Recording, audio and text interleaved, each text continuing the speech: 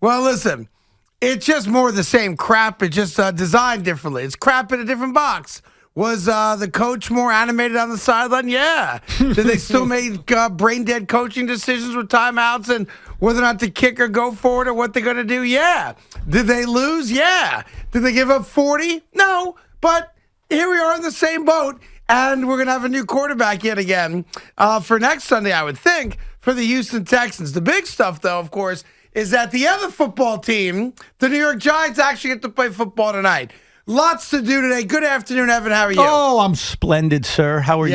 Listen, I am. It's Thanksgiving week. It's one of my favorite weeks of the year.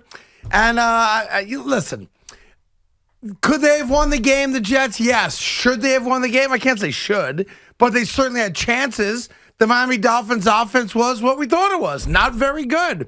What's amazing to me, a couple things in this game, Evan. Number one, we won the toss. And yet again, it pisses me off. Yes. We won the toss. And again, we made the decision to put what? To do what? To put our weakest unit on the field to start the game. Right? That's what we did. At the end of the day, we were asking our offense to come onto the field losing. Because it's what we do. No? Yes. All right, one. Number two. The crappy decision about, and you and I know you tweeted it, I was going to. What'd I do? I don't remember. For a split second, it looked like we had another delay game. Oh, yeah. Yes. Right? It looked like it. Yeah. We get the timeout. Yep. We put the field goal kicking unit on the field. Now, listen, nobody thinks our field goal kicker's any good. But in the 57-yard miss earlier in the game, he had the leg for it, and he hit the upright, obviously, right? Mm-hmm. So why are we afraid to kick a 56-yard field goal? And he puts the kicker on the field, and then you see him waving at the sideline, no snap, don't snap it, please don't snap it. And we go back to the same old crap. So I think they're confused. They're not confident yet on the sideline. Yet again, it's every single week. There's some level of unassuredness, is that the word I'm looking for? Where they're just not in command. He claimed he changed his mind. That's what Robert Saleh said after the game. He said, my intention was we're going to go try to kick a long field goal, which I never would have done. I wouldn't have even tried that field goal late first half, the 55-yarder, because Matt Amendola's not any good. I'd rather just go for it on 4th and 5. That's what I would do. I'm good with that.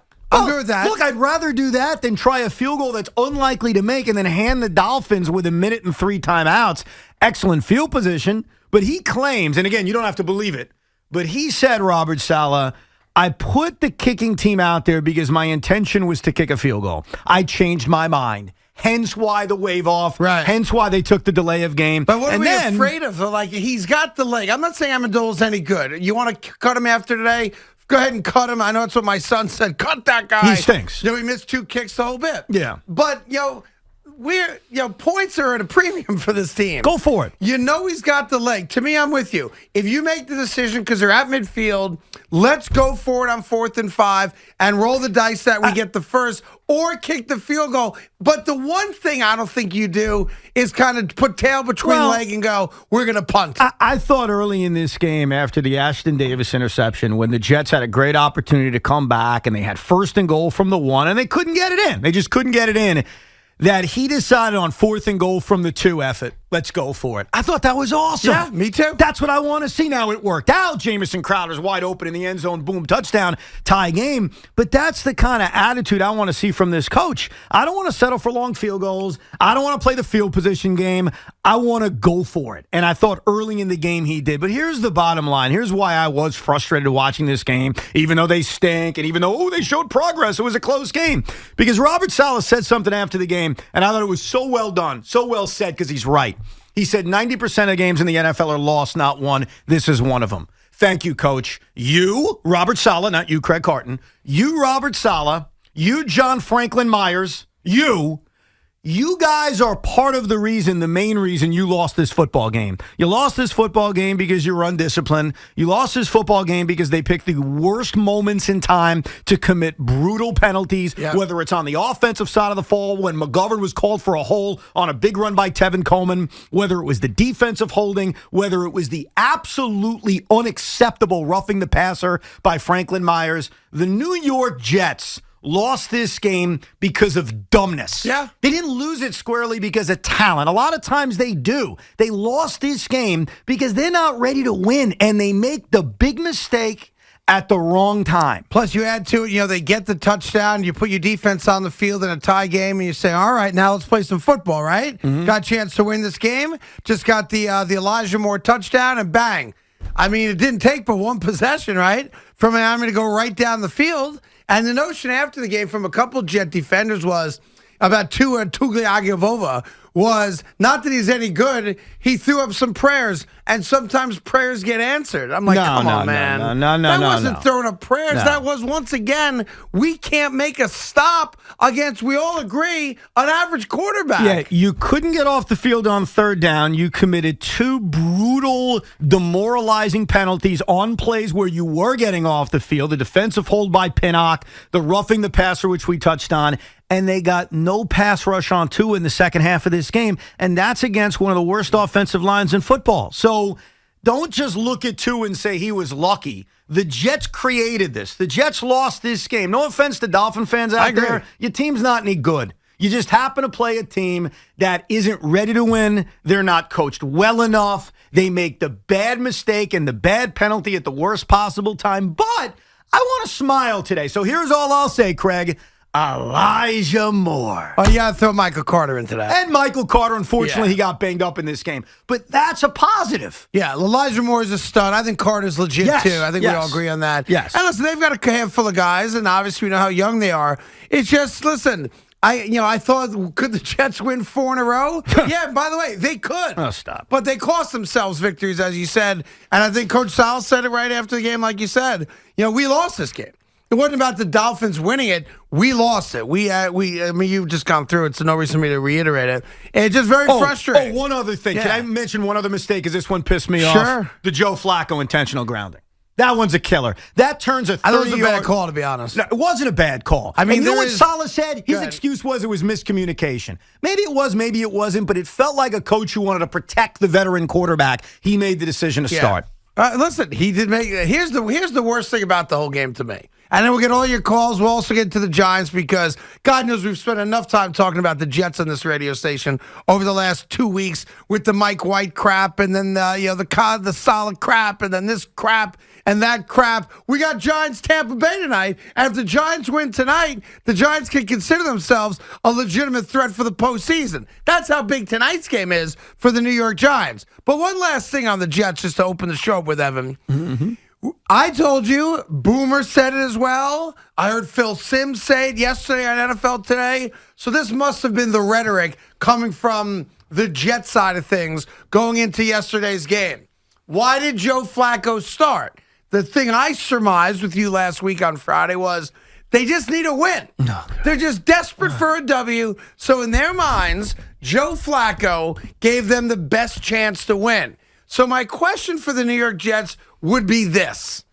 If Joe Flacco gave you the best chance to win and you didn't, now what? Right? Because to me, it's very clear that the Jets wanted to win in the worst way. And they figured, put a veteran quarterback out there, gives us a better chance to win, blah, blah, blah, blah, blah. But you didn't. So my question now is, and I guess we won't find out till Wednesday. I don't think Robert Saleh has announced anything today. If he did, I haven't seen it just yet. So I think we're looking at Wednesday afternoon, Evan, when we'll get the official word on who our starting quarterback is against those upstart Houston Texans who made Ryan Tannehill look like he was a bum yesterday. Yeah, sure right? did. Of course, we beat them too.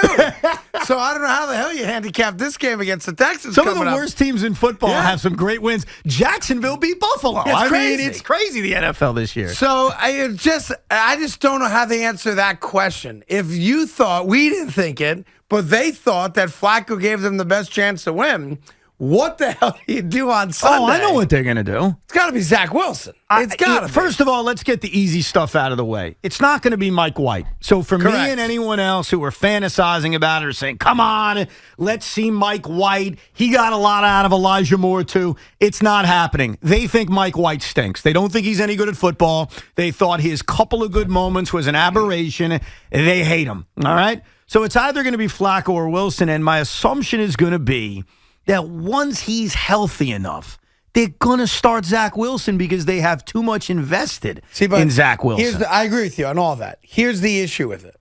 When you make it clear that you're desperate for a W, that's the most important thing right now, we need a W. Mm-hmm. That's what Phil Simms said NFL Today. It's what Boomer said last week. It's what I was thinking, just surmising last week as well. So, and we're all kind of in lockstep on why Flacco started. So I'm just take all football out of this question and comment, right? Yeah. If you're desperate for a W, if the organization needs a W in the worst possible way, and you thought, meaning them, that Joe Flacco gave you the best chance to win yesterday, then by reason, on their end, wouldn't Joe Flacco also give you the best chance to win next Sunday? Based on the theory and then because you lost yesterday, you keep playing them. Wouldn't you be more desperate for a win next Sunday against an even worse opponent, despite what they did yesterday? So the Texans. I'm just putting it out there. If that's the bouncing ball, Craig, I'm afraid that Flacco's starting again. Because the problem is with this bouncing ball is I don't believe it. I don't think it's as simple as the New York Jets made a decision squarely on who gives them a better chance to win. I think a big part of it is they don't think Mike White's any good. They didn't want to start Mike White. Once Zach Wilson is healthy, for many reasons, they got to start Zach Wilson. We need to see more of Zach Wilson. The only way to get better in the NFL is to play. You can watch a little bit, but eventually you have to play. But I don't buy the notion that it was strictly who gives us the best chance to win. They don't like Mike White. They didn't want to deal with the phenomenon. God forbid he played well. They didn't want to deal with that.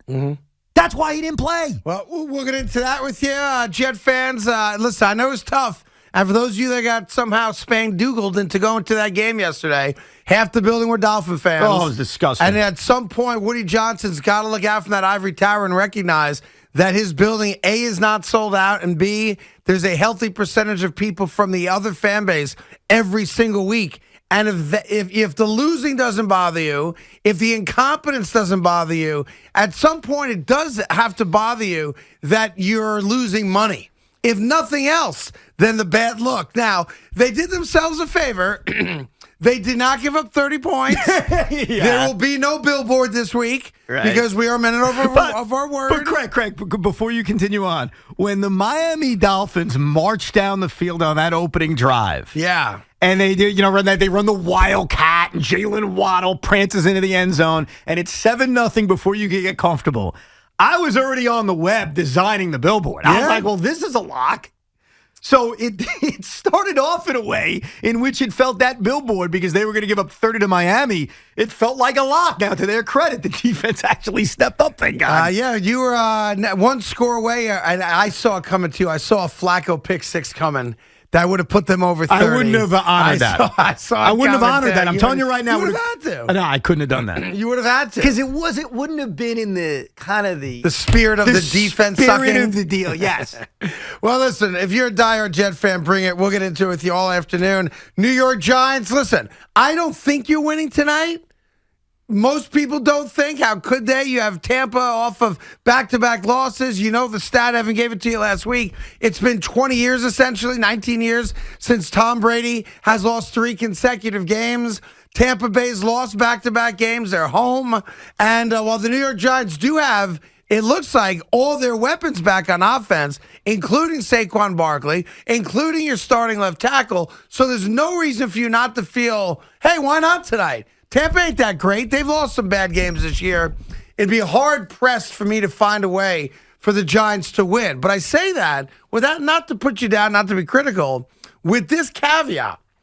If the biggest 2-letter word in the world, if if the New York Giants can do what they didn't do Thursday night against Kansas City, which is not just compete, but close out a game you have a chance to win. If the New York Giants can do that tonight, then I would respectfully say you guys absolutely can look at yourselves as potential wild card football team. You're not winning the division. Cowboys are going to win the division. But it makes you immediately in the running for a postseason berth. By the way, you could still get it if you lose, but let's not go down that road. If you win tonight, you are playoff bound. The question is there a Giant fan out there that has the faith that Joe Judge and Daniel Jones and the rest of these guys are going to get the job done? And I don't think many Giant fans think they will. But we got 5 hours to figure out the answer to that question, so we will.